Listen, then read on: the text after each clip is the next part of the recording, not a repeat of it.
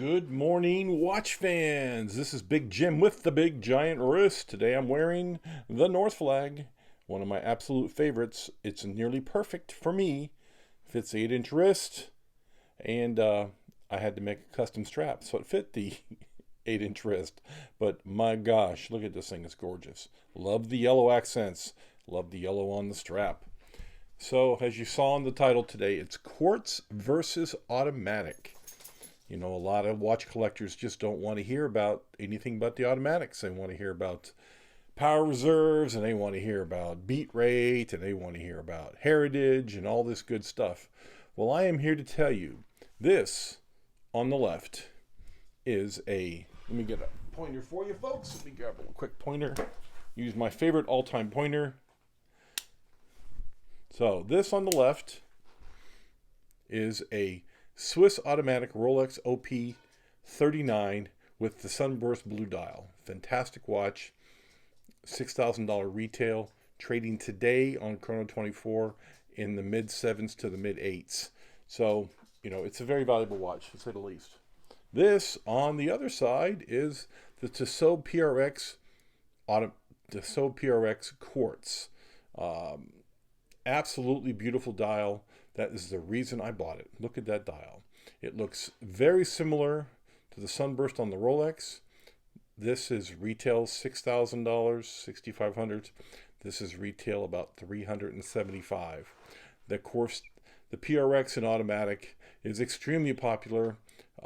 It's the exact same watch. It's slightly thicker, has an 8-hour power reserve, and unfortunately has a waffle dial, has that reverse waffle cut that I really don't like. I've owned one and I hated it. I just don't like it. So I can't see myself spending $600 on a watch I don't like.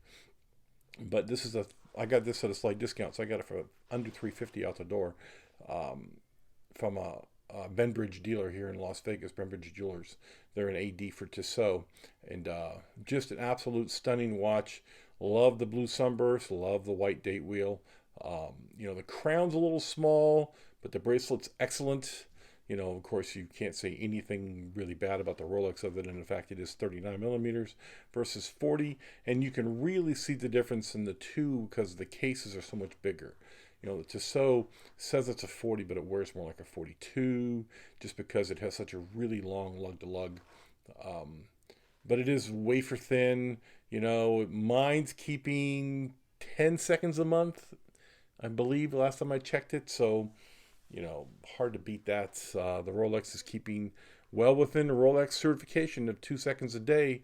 And, you know, the Rolex is not running today because I haven't worn it in about 5 days. So, you know, you need to pick what you like. You need to buy what you like, wear what you want. I like both of these watches. I like the Rolex even more just because it's my only Rolex, obviously, and I had to work really hard to get that.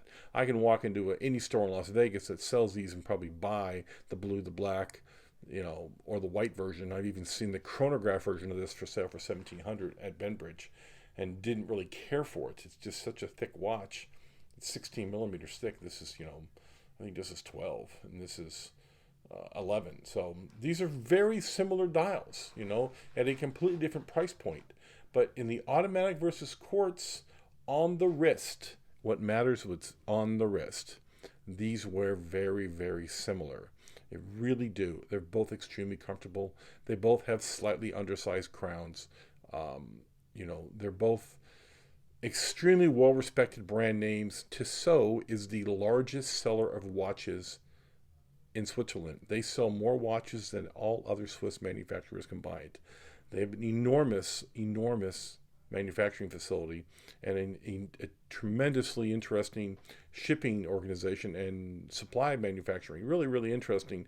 Teddy Baldassar toured them very recently and did a great video on Tissot. You can't say anything really but good things about Rolex, other than the fact they're impossible to find at retail. And I know a lot of ADs who agree. They simply can't get them. I know employees, once you've been an employee of Rolex for a while, you can actually purchase one at a significant 40% discount, essentially at wholesale. And I knew a girl who worked at one Rolex here in Las Vegas, had to wait 2 years to buy a no-date sub. 2 years. To a no date sub, I mean, come on, nobody buys those things. They're usually sitting in the case. Nobody wants them. But yeah, she got her Rolex after working them for 7 years, and she applied for her discount, and it took 2 years to get the watch. So when she finally did quit that job, she was able to walk out the door the day she bought her Breitling Colt $3,500 watch on the spot, and she went to work at a new boutique here in Las Vegas. She's a watch geek, and she has a fantastic collection, but even she, with 7 years employment at a dealer, could not get the watches. So, they've just been the last 2 or 3 years, things have been insane, very hard to get. When this watch was introduced, it was selling even on the used market at just retail. When it was introduced, it was $5,600, and I paid $5,550 for it with a coupon. So, and I bought mine used. So, and I got this from Watchbox. I'm sure of it. I got it from Watchbox. So, great watch, amazing. Can't say enough things about it that are positive. Great bracelet, great everything, great polishing. Everything about it's great. But I got to tell you, the Tissot is an equally fantastic watch.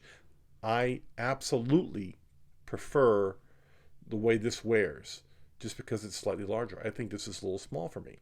This wears a little larger.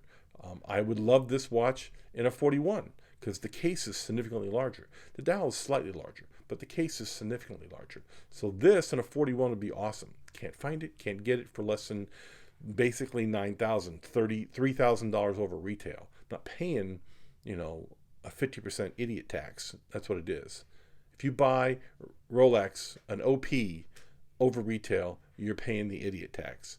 Wait, I'm going to wait another year. It'll pop up. It'll be really close to retail really quick. When it gets down to near retail, I'll let the guy turn a profit. But I will definitely, I'd pay $7,500 for this in black today in a 41. Definitely. And right now I can get him as low as $8,000, $8,200. So I'm close, really close. The Tissot, $350. Walk out the store with it on your wrist today. It wears beautifully. It's got a great bracelet. It's fantastic movement. It is a Swiss Ronda-based movement. So it's a Swiss movement on a Swiss watch from a huge manufacturer with a great warranty. I just happen to love Tissot. I've owned a few over the years. This is the keeper. This is the one that's in the case forever. So this has been Automatic versus Quartz. I'm not talking about specs. I'm talking about how they wear. They're very, very similar. One is bigger than the other, which means I slightly prefer the way that Tissot wears. Of course, the Rolex is also a keeper. It's not going anywhere. It makes a great dress watch. The Tissot makes a great dress watch also. So this is just the way it is. These are great watches. They really are. Don't hold back on buying a fantastic blue or fantastic green or fantastic black watch just because it's not a Rolex. I own one Rolex and 39 other watches that get far more wrist time than just a Rolex does. I just think we're shorting ourselves focusing on one brand name. Okay, this has been Big Jim with the Big Wrist. I want you all to have a fantastic day, and I will catch you on the next one.